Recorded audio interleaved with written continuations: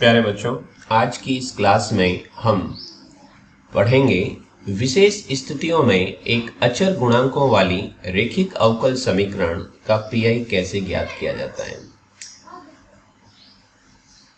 Linear differential equation with constant coefficient वाली equation के लिए सम स्पेशल केसेस में जो पीआई फाइंड आउट करते हैं वो प्रोसेस अपन यहाँ पे सीखेंगे।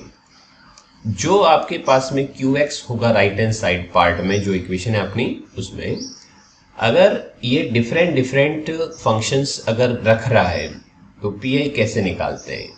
तो उनमें ही आज का पहला केस है कि जब आपके पास QX, जो आपका QX है वो e⁻AX के रूप में हो, मतलब राइट हैंड साइड पार्ट में ये का ये फंक्शन आपके दे रखा हो। a यहाँ पे कोई कांस्टेंट हो सकता है, e⁻2x, e⁻3x, e⁻x वगैरह। तो इसका पीआई कैसे निकालें? तो इसके पीआई के लिए आप लोग सिंपल से सबसे पहले ये लिख लो, pi equal to e⁻AX upon FD। ये FD क्या है? जैसे आपके पास ये FD equals to y equals to क्या आ गया, e⁻AX, तो ये FD अपॉन में लेके आ जाइए। ठीक है। नेक्स्ट, इनमें आपको जो गौर करना है और समझना है वो क्या होता है, इस a की वैल्यू को अगर आप इस d की जगह रखोगे तो क्या बन जाएगा, FA। अब ये FA क्या है, या तो 0 होगा या फिर 0 नहीं होगा, डिपेंड करेगा डिफरेंट क्वेश्चन में, कभी 0 मिलेगा कभी 0 नहीं होगा। I again repeat, e⁻AX upon FD। ये FD क्या है, जो भी आपकी लीनियर डिफरेंशियल इक्वेशन दी हुई है उसके y के अंदर जो FD यानी कि d का जो फंक्शंस होगा उसको आपको क्या करना है, डिवाइड करना है यहाँ पे। और ये FD के अंदर अगर a की वैल्यू d की जगह रिप्लेस की जाए और ये जो वैल्यू आ रही है वो कैसी आ रही है उसको गौर करना है। अगर या तो 0 आएगी या फिर 0 नहीं आएगी। अगर ये कहता है कि पहला केस, अगर आपके पास में ये नॉट इक्वल टू 0 है, ठीक है, सपोज करो कोई वैल्यू रखी 0 नहीं आई, तो इट मीन्स आपका पीआई वही होगा, आपका पीआई वही होगा जो हमारे पास में रिजल्ट के तौर पे मिला है। ठीक है। अब दूसरा केस क्या कहता है, दूसरा केस कहता है कि जब आपके मान लो कि FA 0 आ जाए, 0 आ जाए, तो ऐसे में क्या करना होगा उसका प्रोसेस इस तरह से समझे। मान लो 0 कैसे होगा उसको समझने के लिए मान लो कि जो FD है वो कुछ ऐसे रूप में आ रहा है, d-a⁴n phi d। अब इसमें अगर a रखोगे तो यहाँ पे ये 0 हो गया फैक्टर, और कितनी बार 0 हो रहा है, n बार 0 हो रहा है, n टाइम्स 0 हो रहा है। और phi d जो है इसमें a रखा तो ये साइड में मेंशन कर दिया मैंने, phi a 0 नहीं है, मतलब ये तो 0 नहीं है लेकिन ये 0 है, और ये भी कितनी बार हो रहा है, n टाइम्स। तो ये कहता है कि ऐसे केस में जब पीआई आप निकालोगे तो pi equal to e⁻AX upon में मैंने FD की जगह ये रख दिया। तो ये कहता है कि आप लोग इस तरह से काम करें, जितनी बार ये 0 हो रहा है उसको यहाँ लिखें x की पावर n। सपोज करो 5 बार 0 हो रहा था, x की पावर 5, 3 बार 0 हो रहा है, x की पावर 3, 1 बार 0 हो रहा है तो x की पावर 1। अपॉन में क्या लिखना है, factorial n, mean number of time जो आपके 0 हो रहा है उसको यहाँ पे रखना है, डॉट e⁻AX। अपॉन में क्या लिखना है, जो फैक्टर जिसकी वैल्यू 0 नहीं हो रही है, क्योंकि ये तो 0 हो रहा है, ये 0 नहीं हो रहा है, तो यहां रखोगे तो phi ऑफ a। तो ये आपको कॉन्सेप्ट इस तरह से रखना है। ठीक है ना। अब क्या करते हैं, इन दो केसेस को जो हमने समझा अभी थ्योरी में, इसी के ऊपर कुछ एग्जांपल्स करके इस टॉपिक को और अच्छे ढंग से समझते हैं। जैसे मान लो ये कोई भी आपकी एक linear differential equation with constant coefficient की इक्वेशन है, जिसका right hand side part e⁻3x है। आज अपन यहाँ पे QX जब e⁻AX की फॉर्म हो तब के लिए पढ़ रहे हैं। तो सबसे पहला काम, इसका सॉल्यूशन जब हम निकालेंगे तो हम सबसे पहले ऐसी इक्वेशन का जो सॉल्यूशन होता है वो क्या होता है, CF प्लस PI। तो सबसे पहले CF निकालते हैं। CF के लिए क्या होगी, इसकी ऑक्सिलरी इक्वेशन। तो इसकी जो ऑक्सिलरी इक्वेशन है वो आप निकालिए। ऑक्सिलरी इक्वेशन में क्या करते हैं, d हटा करके m रख देते हैं, तो m² plus 4m minus 12। Equals to 0। अब इसके करो फैक्टर, तो इसके factor m minus 6 m plus 2 equal to 0। So m equals to -2 और 6। ठीक है, तो इन दोनों की वैल्यू के रेस्पेक्ट में जो आपका CF आएगा C1 e raise to -2x plus C2 e raise to 6x, ये मिल गया। अब हमें क्या निकालना है, PI, और PI ही नया काम है क्योंकि CF तो हमने पिछली वीडियो के अंदर डाल चुके हैं कि CF कैसे फाइंड किया जाता है। नेक्स्ट, जैसे ही हम PI निकालेंगे तो PI कैसे निकलेगा, PI equals to e raise to 3x upon, ये हो गया आपका एक तरह से FD। अब ये 3 मैंने यहां रखा तो कितना हो गया 9, यहाँ पे कितना हो गया 12 और ये 12, तो कुल मिलाकर के 12 माइनस 12 0 और ये 9, 0 तो नहीं हो रहा है। इसका मतलब यही आपके जैसे ही D की जगह क्या रखोगे 3 रखोगे क्योंकि दैट इज A। तो जैसे ही आप इसमें रखोगे तो 12 से 12 कैंसिल और ये आपका आ गया PI। ठीक है, अब जो ये PI आया है तो आपकी जो इक्वेशन है उसका जो व्यापक हल होगा, solution will be y equal to CF plus PI, दोनों को ऐड कर दो तो ये आपके पास में y मिल जाएगा। नाउ एक और क्वेश्चन, जैसे मान लो D5 minus D of y 12 e raise to x, ये क्वेश्चन दे रखा है तो इसका सबसे पहले निकालते हैं CF, और CF के लिए क्या है, इसकी ऑक्सिलरी इक्वेशन।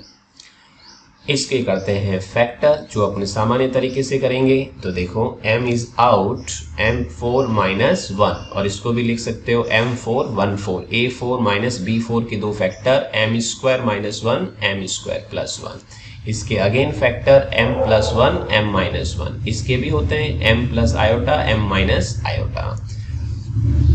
अब क्या करें, इसमें m की जो वैल्यूज है उसको निकाला, तो 0 माइनस 1 1 और iota minus iota plus iota, यानी 0 प्लस माइनस आयोटा की फॉर्म में, ताकि इससे पता लगे अल्फा क्या है और बीटा क्या है। तो 0 1 माइनस 1 से तो ये आ गया C1 e raise to 0x, C2 e raise to x plus C3 e raise to minus x plus e raise to 0x, bracket में आप क्या लिखोगे e raise to alpha x, C4 cos beta x plus C5 sin beta x। तो alpha और beta की जगह value रख दो, alpha is 0 and beta is iota का मल्टीपल, गुणांक में है आपका 1 तो 1 रख देंगे यहाँ पे। तो ये CF आ गया। चलो ये CF का प्रोसेस तो हमारा पिछला हो गया। नया काम ये है कि आपको अगर PI कैलकुलेट करना है तो 12 e raise to x upon D5 minus D को मैंने फिर कॉमन ले लिया, इसके फैक्टर कर दिए। अब चेक क्या करेंगे, कहाँ 0 हो रहा है कहाँ 0 नहीं हो रहा है, ये 0 हो भी रहा है या नहीं भी हो रहा है। तो A कितना है यहाँ पर 1, इसके फैक्टर करने की जरूरत नहीं क्योंकि ये 0 नहीं हो रहा था, इसके फैक्टर मैंने नहीं किए। इसके फैक्टर करो क्योंकि 1 माइनस 1 ये 0। ध्यान रहे ये जो अपने पास है फैक्टर कब तक करना है, जिस फैक्टर में ये 0 आ रहा है इसका मतलब उसके फैक्टर अगर हो रहे हैं तो फैक्टर करते जाइए, और लास्ट वो फैक्टर देखिए जिसके अंदर ये 0 हो रहा है। तो d square minus 1 d plus 1 d minus 1, तो ये 0 नहीं, a इक्वल्स टू आपका 1 है, यहाँ रखा 0 नहीं, यहाँ रखा 0 नहीं, यहाँ रखा 0 नहीं, लेकिन यहाँ पे 0 हो रहा है। तो एक तरह से अपनी थ्योरी के अकॉर्डिंग ये तो क्या बन गया 5d, और ये आपके पास में क्या बन गया d माइनस a की पावर n वाला फॉर्मूला। तो n कितना है इसमें 1, तो आप क्या करोगे 12 को तो ले लो बाहर, x की पावर 1 अपॉन फैक्टोरियल 1 मल्टीप्लाई में e raise to x upon जो 0 नहीं हो रहा है उसमें रखिए 1 1 प्लस 1 2 1 प्लस 1 2 1 इंटू 2 इंटू 2, और इसको कर दीजिए सिंप्लीफाई। तो आपके पास में ये रिजल्ट मिल जाएगा 12x e raise to x upon 4, और फिर इसको सिंप्लीफाई करो। Solution will be y equal to CF plus PI, दोनों की वैल्यू ऐड कर दीजिए आप लोग। नेक्स्ट एक और question, d cube minus 3d plus 2 of y equal to cos hyperbolic x। चूंकि हमने अभी पढ़ा है कि जब कभी भी इक्वेशन में राइट हैंड साइड अगर आपके पास में e की फॉर्म में बने e रेज टू ax तभी ये मेथड अप्लाई होता है, बट यहाँ तो कॉस हाइपरबोलिक x है, तो आप जानकारी में रखना बेटा ये साइन हाइपरबोलिक x होता है e raise to x minus e raise to minus x upon 2, and cos hyperbolic x equal to e raise to x plus e raise to minus x upon 2। तो अब हमें तो ये theory तो ई की form में वाली बता रखी है, तो अपन इसको चेंज करेंगे। इसको क्या करेंगे? चेंज करेंगे इसके अकॉर्डिंग। चलिए, ये तो हो गया अपने पास में पीआई के लिए, लेकिन इससे पहले हमें क्या निकालना है? C F. तो m square 3m + 2 = 0 and factorise. इसको करिए फैक्टोराइज, गुणनखंड करें इसके। तो m की दो वैल्यू क्या आई? 1 और 2। उसके कॉरस्पॉन्डिंग सी एफ क्या मिला? c1 e⁻x + c2 e⁻2x। Okay, next pi क्या होगा? cos hyperbolic x upon d - 2 d - 1। तो मैंने क्या किया? इसकी जगह e⁻x + e⁻−x अपॉन 2 सब्स्टिट्यूट कर देते हैं अपन। जैसे ही सब्स्टिट्यूट किया तो अपने पास में e आ गया, और e की थ्योरी हमारी पड़ी हुई है, तो हाफ ले लीजिए बाहर, और e⁻x में इन दोनों को डिवाइड करें और इसमें भी इन दोनों को डिवाइड कर दें। दोनों को डिवाइड कर दिया। अब चेकआउट कीजिए कि कहाँ 0 है और कहाँ 0 नहीं है। अगर मैं इस पार्ट की बात करूं तो ये -1 यहाँ रखा, 0 नहीं, यहाँ रखा, 0 नहीं, ये तो फ्री हो गया। अब आपके पास इसके अंदर देखें तो ये 1 यहाँ रखेंगे तो 0 हो रहा है। कितनी बार 0 हो रहा है? 1 बार।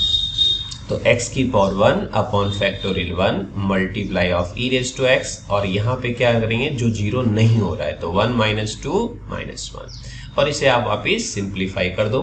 तो सिंप्लीफाई करेंगे तो ये रिजल्ट आ जाएगा। तो ये आपके पास में जो जनरल सॉल्यूशन होगा वो क्या हो जाएगा? y = CF + PI।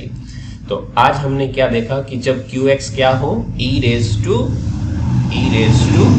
हो, तब उसका PI कैसे कैलकुलेट किया जाता है।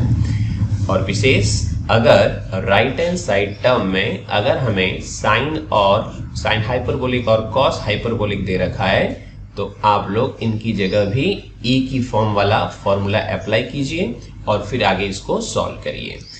नेक्स्ट वीडियो में हम पढ़ेंगे जब आपका QX साइन ax या फिर cos x के रूप में दे रखा हो, या तो ये या फिर ये, तब उसका PI कैसे कैलकुलेट किया जाता है।